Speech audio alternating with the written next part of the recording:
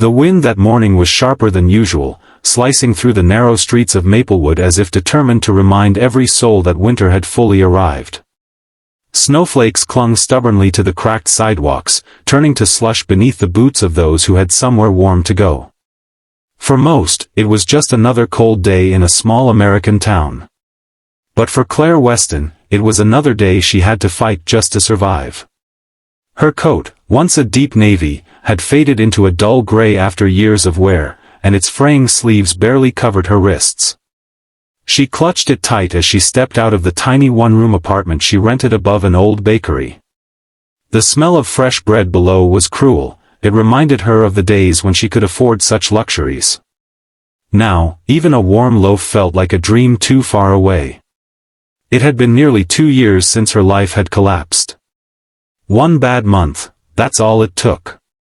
First, her husband's sudden illness, then the medical bills that spiraled out of control, and then the day she lost him.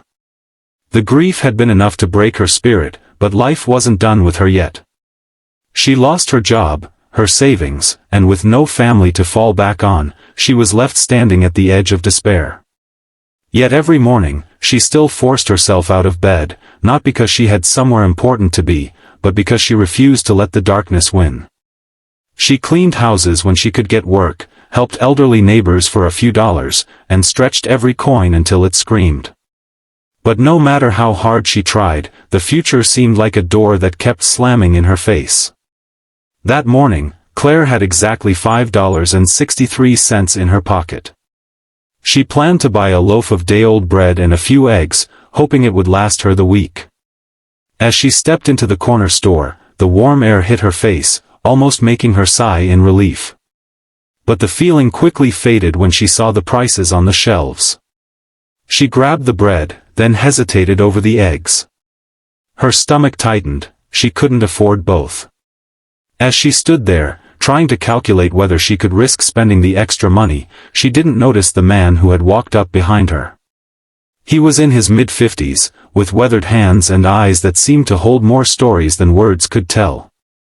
His coat was expensive, his boots polished, yet his expression wasn't one of superiority. He simply looked concerned. "You're short on change," he said quietly, his voice carrying an unshakable gentleness. Claire froze. She hadn't said anything about being short on money. She turned to him, unsure how to respond. "I'm fine," she murmured, her pride kicking in. She didn't want pity. But the man didn't move. Instead, he reached into his coat pocket, pulled out a small leather wallet, and slipped a crisp $50 bill onto the counter before she could protest. "Get the bread. Get the eggs. And maybe something warm for yourself," he said, his tone firm but kind. She shook her head. "I can't accept this." "Yes, you can," he replied. "And one day, you'll pass it on." Before she could even ask his name, he gave her a small nod, smiled faintly, and walked out of the store into the cold. The bell above the door jingled, and just like that, he was gone. Claire stood there for a moment, staring at the bill. Her throat tightened, and her eyes burned with tears she refused to let fall in front of the cashier. She paid for her groceries, not just bread and eggs, but also milk, butter, and even a small bag of coffee, and left the store feeling a strange mix of gratitude and confusion. Why would a stranger do this for her? What did he see in her that made him stop? Days passed, and Claire thought about the man often. She started looking for him whenever she walked through town, but he never appeared. Still, his gift had done more than just fill her pantry. It had planted a seed inside her, a reminder that kindness still existed in the world, even when life seemed determined to prove otherwise. 2 weeks later, Claire found herself cleaning the home of Mrs. Dalton, an elderly widow who lived on the edge of town. Mrs. Dalton had been kind enough to give her regular work, paying her fairly and sometimes sending her home with leftovers. On that particular afternoon, as Claire scrubbed the kitchen floor, Mrs. Dalton mentioned that her neighbor had fallen ill and needed help shoveling snow from his driveway. Claire could have said no. She wasn't being paid for it, and she was already tired. But something in her heart told her to help. She walked next door and found Mr. Henley, a frail man in his 70s, struggling with the shovel. She took it from his hands and cleared the entire driveway herself. When she finished, he tried to press a few crumpled bills into her palm. She shook her head. "Pass it on," she said softly, the same words the stranger had told her.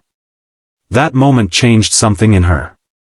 Over the next few months, Claire made it her mission to find small ways to help others, even when she had little to give. She baked bread for the single mother down the hall, carried groceries for the old man at the bus stop, and even started volunteering at the church soup kitchen on Sundays. She didn't have much, but she gave what she could, her time, her energy, her heart. Then, one rainy evening in April, everything shifted again. Claire was walking home from the soup kitchen when she noticed a young woman sitting on the curb, clutching a baby in her arms. The baby was crying, and the woman looked exhausted, her clothes soaked through. Claire hurried over and knelt beside her. "Are you all right?" she asked. The woman shook her head, tears mixing with the rain. I don't know what to do. I have nowhere to go." Without thinking twice, Claire took off her coat and wrapped it around the woman and her baby. "Come with me," she said. "You can stay at my place tonight." It was a small apartment, barely enough for one person, but Claire made up a bed for them on the couch. She gave the baby some warm milk and the young woman a plate of bread and soup. The next morning, she helped her contact a shelter that could provide longer-term support. Before leaving, the woman hugged her tightly. "You saved us," she whispered. "I'll never forget this." And in that moment, Claire realized something. That $50 bill, that stranger's gift, had been more than money. It had been a spark that lit a fire inside her, one she had carried into the lives of others. His kindness had flowed through her, reaching people he would never meet. But the story didn't end there. One summer afternoon, almost a year after the stranger's gift, Claire received an envelope in the mail. There was no return address. Inside was a letter. "Dear Claire. Kindness has a way of finding its way back. You may not remember me, but I remember you. I was in the store that day not just to buy groceries, but to remind myself that even in my success, I must never forget the struggles I once knew. I saw in your eyes a strength that reminded me of my own mother, who raised me alone after my father died. She taught me that one act of kindness can change a life. I am glad to see you have passed it on. Enclosed is something to help you continue. Use it well." Behind the letter was a cashier's check for $10,000. Claire sat there for a long time, holding the check, tears streaming down her face. This wasn't just money, it was a lifeline. She could finally fix the leaky roof, pay off the last of her debts, and maybe even start the small bakery she had always dreamed of. That autumn, Claire opened The Giving Loaf, a tiny bakery with a warm, inviting glow that spilled onto the street every morning. She made sure every customer left not just with bread or pastries, but with a little more kindness than they walked in with. Some days, she would slip an extra roll into a bag. Other days, she would quietly pay for someone's coffee. And on the wall near the counter, she hung a simple wooden sign with 4 words. "Pass it on." People came not just for the bread, but for the feeling they left with, a reminder that the world could still be gentle. And every so often, Claire would look out the bakery window, wondering if the stranger would ever walk in. Whether he did or not, she knew one thing for certain: his kindness had changed her life forever, and through her, it had changed countless others. Because one stranger's gift had been more than just a moment, it had been the beginning of a ripple, and that ripple would keep spreading for years to come. This story reminds us that kindness doesn't have to be grand to be life-changing. One small act can create ripples that reach far beyond what we can see. If this story touched your heart, please take a moment to like this video, subscribe to Pure Kindness Stories, and share it with someone who could use a little hope today.